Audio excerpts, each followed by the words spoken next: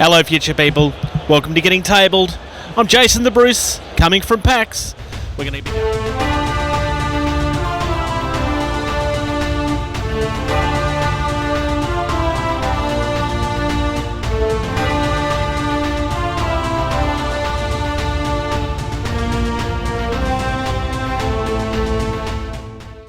For those of you that listen to the podcast, you'll know that I've been planning for this event for quite some time now.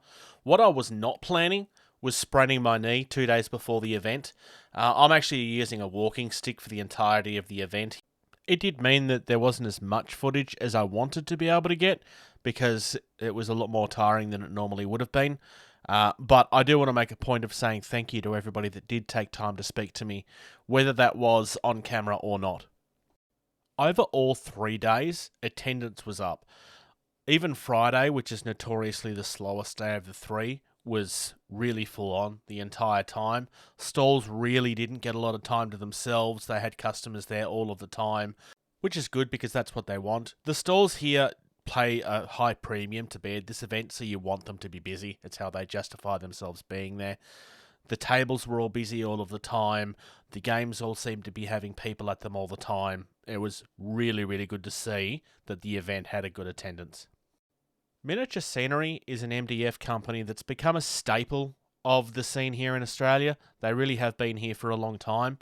I was intending to get word with one of the designers and owners, but unfortunately they were so busy at their stall that we never actually got an opportunity to follow up on that. I will try to follow up with them at another time, but obviously customers needed to come first. Looking through this, you're going to see some really unique pieces. That in particular that you're looking at now is based on a tank that they tried to build for World War One. A whole series of their sci-fi here really works well for Infinity, or any sci-fi that's not specifically grimdark. There are some very grimdark tanks there that you can see, but this is really beautiful. This is some footage from the Fragged Empire booth. They had all of their stuff out from their most recent Kickstarter. They were taking people through the game. They actually did have a demo table at the event as well, which was wonderful to see.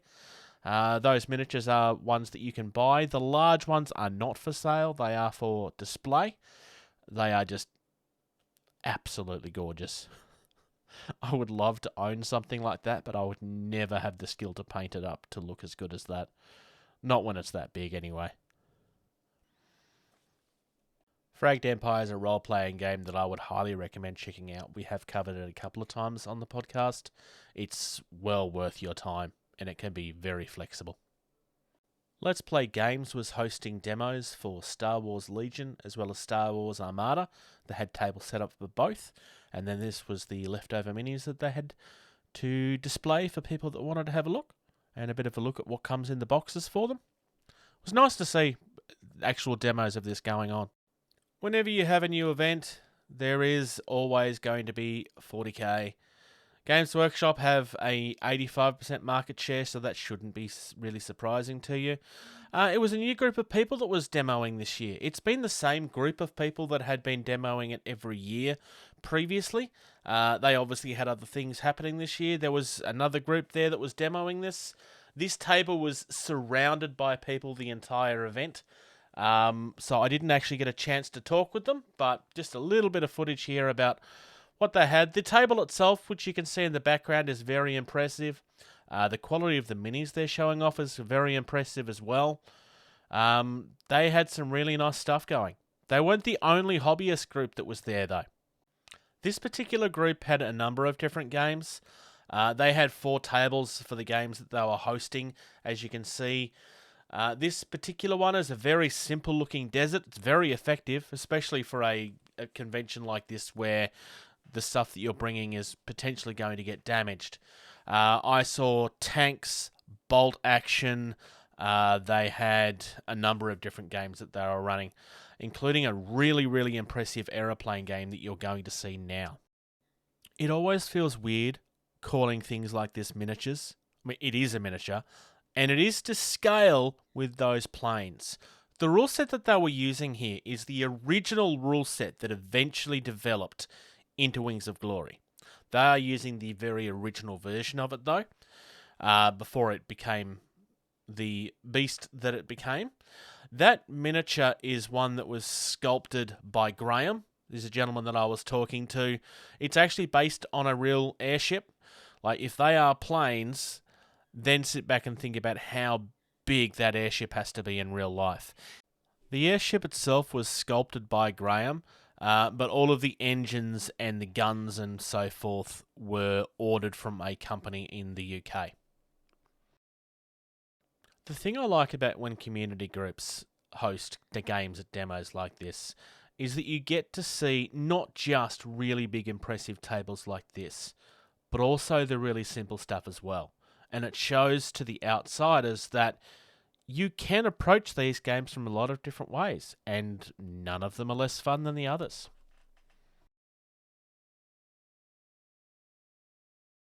Now, here's one that's going to surprise a few of you, I'm sure. Warmaster is a game that is not currently supported at all, and hasn't been for a long time. I'm fairly sure that this table was being hosted by the Nunawadings War Games Association, but because this always had people around it, I never actually got a chance to ask. I know that that's a local group that does still play this on a semi-regular basis. This is a game of Games Workshops that they just don't support anymore and haven't for a long time. But they had a big space dedicated towards this, which was very good to see. Drift by James Allen is a game that really stood out to me. It's a racing game, and it really does feel like a drifting game. You're shifting up and down in the gears. It really does feel very good. The tile system in the game is modular. You can create your own track all the time. The cars that you see on track are actual miniatures designed to work with the tiles specifically. James was actually kind enough to sit down with me for a couple of minutes. Do you want to explain a little bit about how the tile system actually works? Yeah, for sure. So Drift is a bit unique in that it's about learning to drive your car as effectively around the racetrack and make decisions like a real race car driver. So there are tiles that you place to plot your movement around the track from 1 through 5, representing the gears of a car. And you can see down here in first gear, you're not moving very far, but first gear is able to pivot about 45 degrees left and right. Whereas if you're all the way up here in fifth gear, So if you're all the way up in fifth gear moves as far as possible, but isn't able to pivot very much. So basically, just like a real car, the faster you're going, the harder it is to steer your car. The game, of course, is called Drift. So there are a couple of special tiles that you can use, called a handbrake and a drift tile. And you can use those to drift around turns. Now, drifting is never the fastest way to make it around a turn, but you can earn points for your drifts if you do them in the right spots around the track. And then those points can be spent to break certain rules of the game. So normally you only get 5 tiles for your movement. For 6 points, you can buy an extra tile on your turn. Or normally you need to chain through the gears, just like a real car. You can actually spend points to skip gears, to accelerate or decelerate a little faster. So you're ultimately making decisions just like a real driver about trying to find the apex of turns, trying to be slow in and fast out of the corners, trying to hit the straightaways as fast as possible. Of course, you're doing that while 3 other people are trying to do the same thing, so it's a bit of a battle. It is still a race to the finish, so those edge points aren't worth anything at the end of the race, but hopefully you can use them at times that will get you closer to that finish line.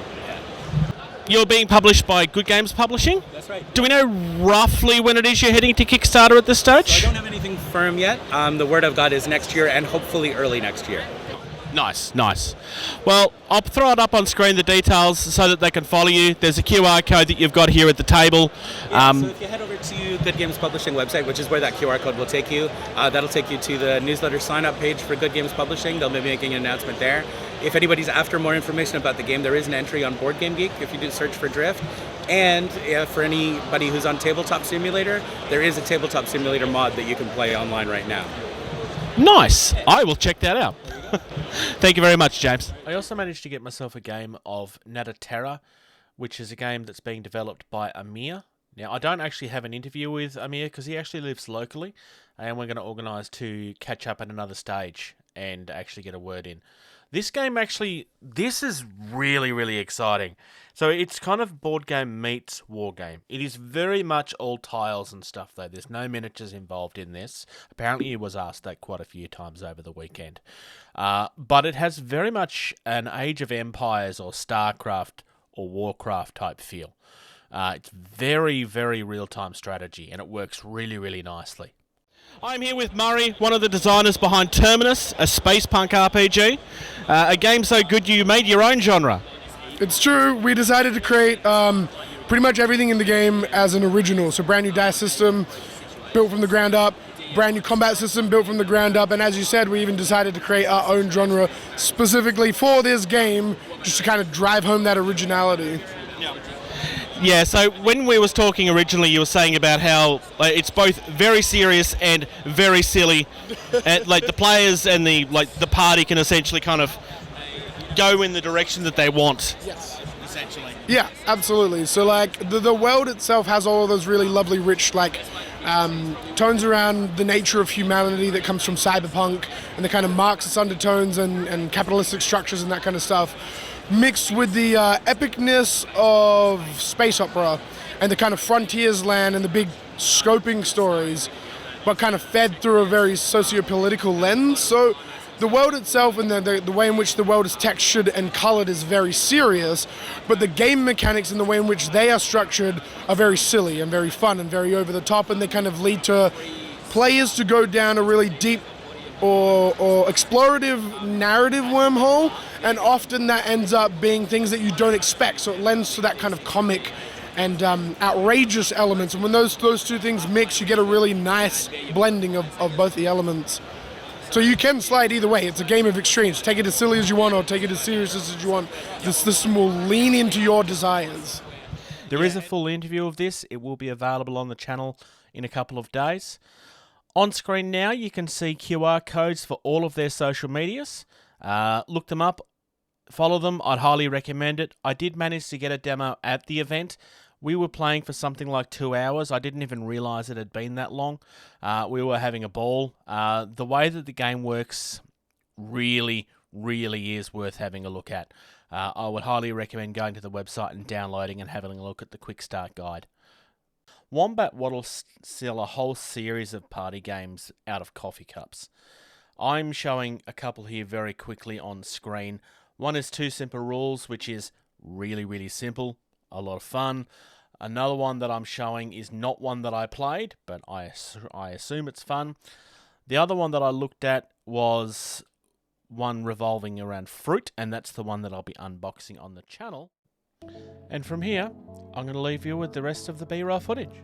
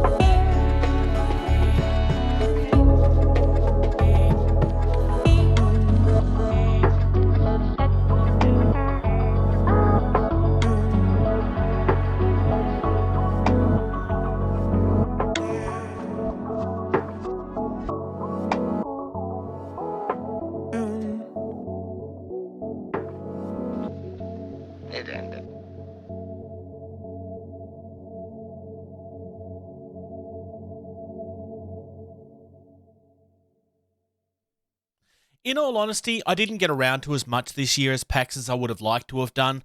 With my knee the way it was, it just simply wasn't possible. I did learn a lot from this experience as well. This is the first time I've really actually covered PAX from a creator's point of view.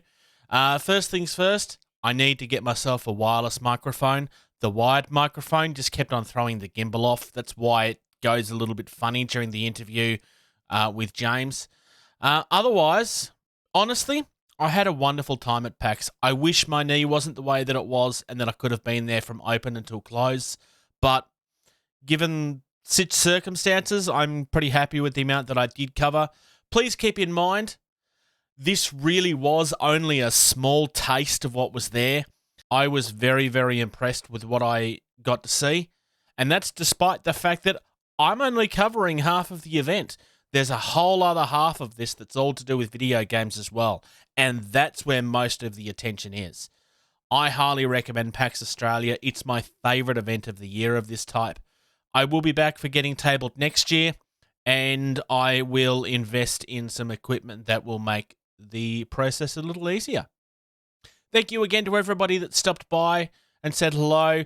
Thank you to those that spent time with me, and especially thank you to those that stopped and checked that I was okay when people had almost bowled me over several times over the weekend. I really, really appreciate it, regardless of whether you ever see this or not. Thank you very much. Special thank you to Mark that actually hunted me down, not once, but twice. And I hope you enjoyed Drift.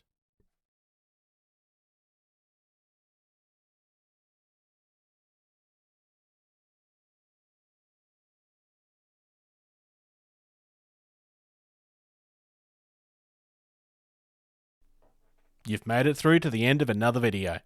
Your next mission is to hit subscribe and comment down below.